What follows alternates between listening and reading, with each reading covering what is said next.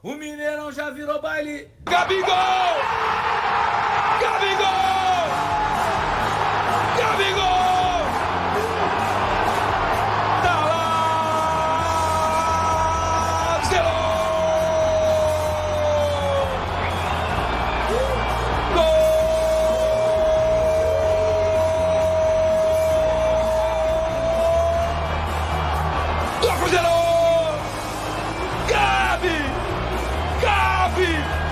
Gabigol predestinado! Estou muito feliz dentro do clube, na cidade, com a torcida. Sem dúvida, cada vez que passa, meu coração vai ficando mais azul. Olha aí a numeralha do jogo, Henrique, Ramon. Engraçado, a posse de bola ficou até mais pro Juventude no O Cruzeiro segundo também, tempo, no segundo tempo, permitiu, né? Com o Mas- placar a favor, não pressionou mais tanto, né? Mas a finalização ali no alvo chama atenção, né? O Léo Aragão foi pegar a bola no último ali, no finalzinho do jogo, encaixou uma bola. Realmente, olha lá, o mapa de calor mostra. O Juventude jogou muito no seu campo defensivo, como tinha que jogar, né? Enfrentar o Cruzeiro do Mineirão é muito difícil no Rio. Não tem muito o que fazer, você tem que primeiro se defender. Fez isso muito bem até tomar o primeiro gol. No segundo tempo, aí teve desorganização. O Tencate talvez tenha demorado a tirar o Marcos Paulo pendurado do jogo. Verdade. O Marcos não faz a falta no Caio, sai o segundo gol, depois comete o pênalti. É isso. Aí depois ele tira o Marcos pra botar o Abner no jogo. Não sei se isso faria tanta diferença no jogo, mas acabou tendo um peso pro Cruzeiro disparar no placar. E aí 2x0, 3x0, meu irmão, ainda ficou no lucro, que saiu só o quarto no finalzinho. O Cruzeiro deu uma dosada boa e conseguiu uma vitória absolutamente justa. Líder isolado com 33 pontos, uma campanha espetacular, uma campanha de campeão e olha que a diretoria e os jogadores estão com os pés no chão, dizendo sempre que o objetivo é a Libertadores, mas eu que penso positivo, tô achando que o Cruzeiro vai ganhar o Brasileiro e a Copa do Brasil. Tem time, grupo, banco, diretoria e técnico para isso.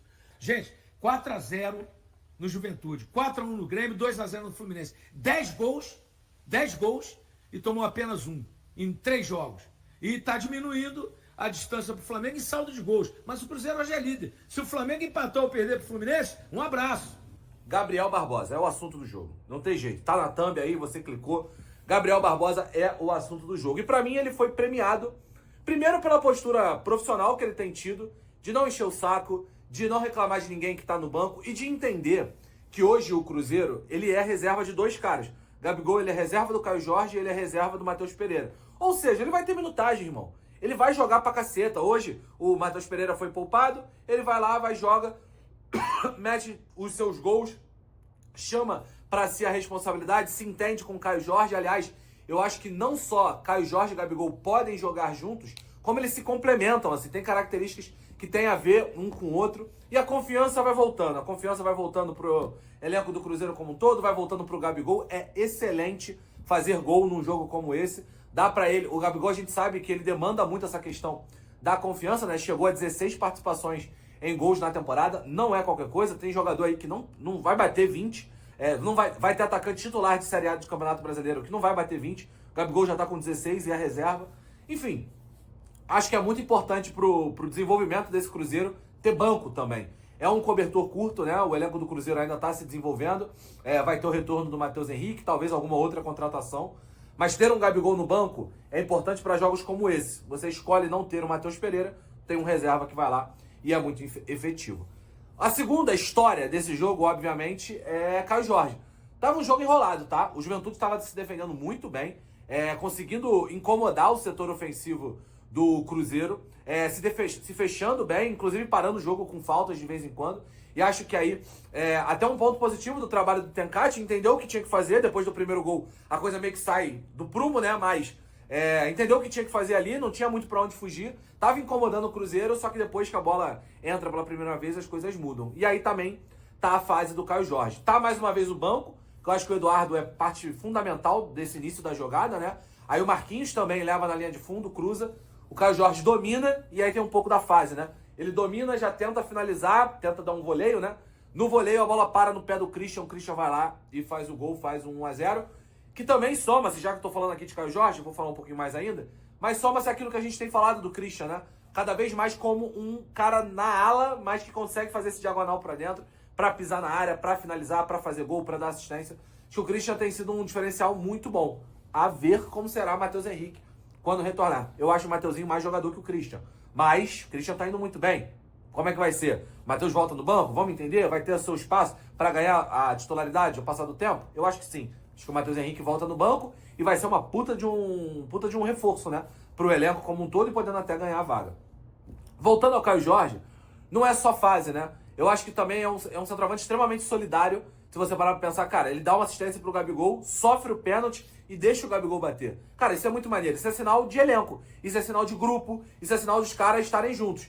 O Gabigol comemorando pra caceta o gol do Caio Jorge. O Caio Jorge sofrendo pênalti, deixando o Gabigol bater. Primeiro, porque o Gabigol bate pênalti melhor que o Caio Jorge.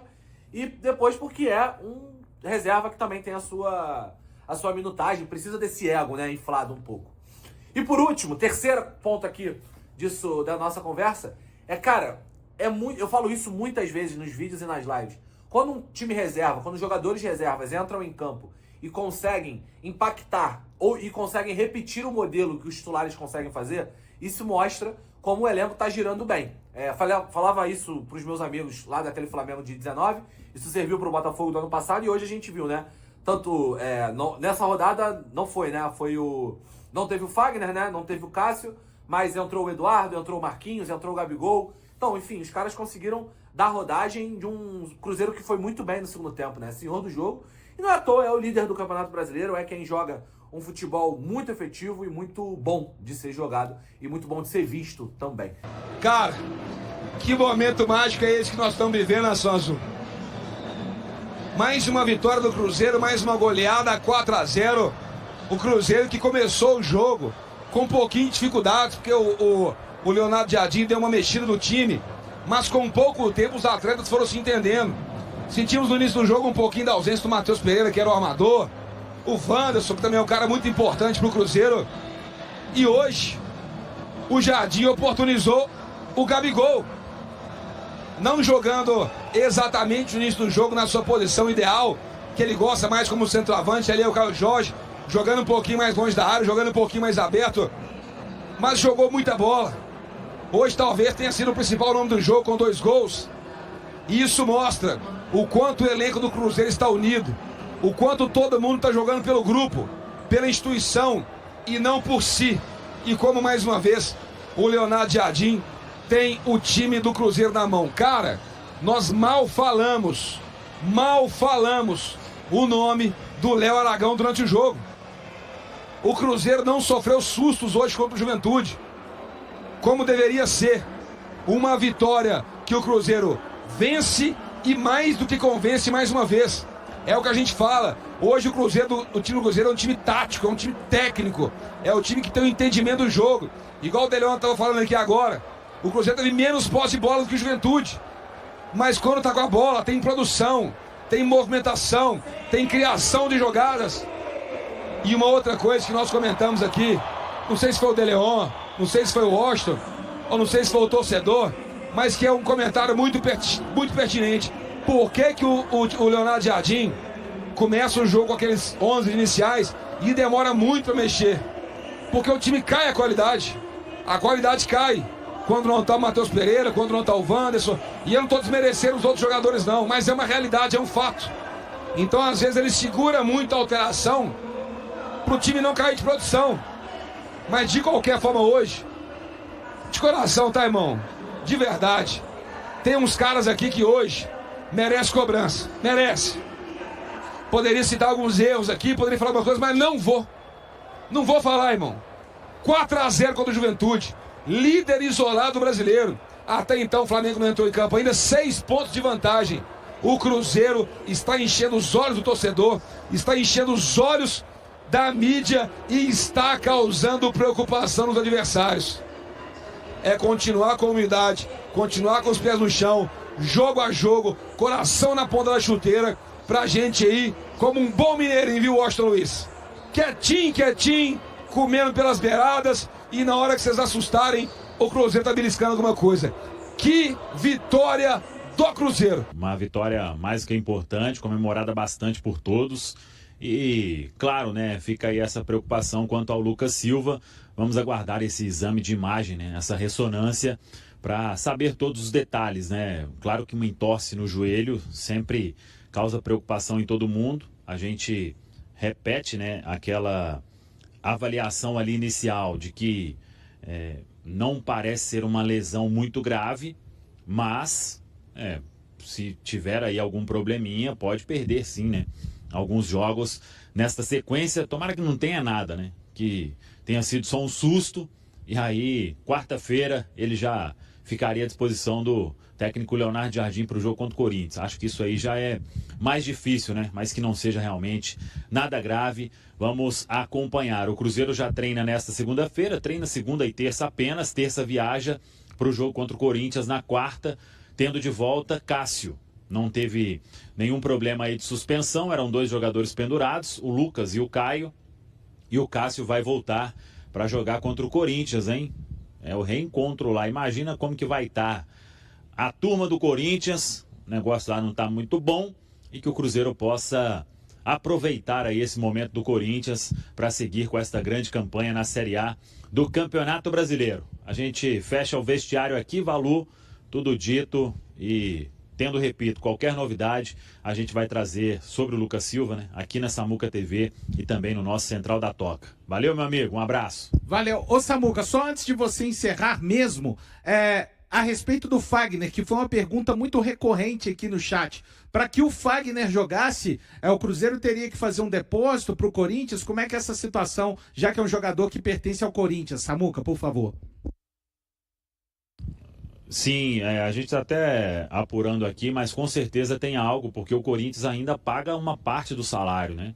Então, eu acho que o Cruzeiro não vai pagar uma multa, a não ser que o William tivesse com algum problema, né? Mas jogou hoje aqui, até começou mais ou menos, depois firmou e também vem agradando aí ao técnico Leonardo Jardim, mas com certeza algo tem, viu, Valor? A não ser que aí, meu amigo Vessone, ele teria um infarto na quarta-feira. Se chegar lá, o Corinthians pagando um pedaço bom do salário e ainda jogar contra o Corinthians, aí mataria o homem, viu, Valuzinho? Matheus Pereira foi agraciado com uma camisa comemorativa por Pedro Lourenço, proprietário da SAF do Cruzeiro, em reconhecimento aos seus 100 jogos pelo clube. A entrega aconteceu neste domingo 27 no Mineirão, antes da partida contra o Juventude. O meio-campista alcançou a marca de 100 jogos na última quinta-feira, durante o confronto com o Fluminense. Nesse jogo, Matheus se destacou, fornecendo os passes que resultaram nos 2 gols que garantiram a vitória da equipe e a liderança do campeonato. Com suas assistências, o jogador reconquistou a admiração dos torcedores. E aí, galera, o que acharam? Deixem suas opiniões nos comentários. Não se esqueçam de deixar o like, se inscrever no canal e ativar o sininho para receber as notificações. Até mais, Nação Celeste! Vamos pra frente!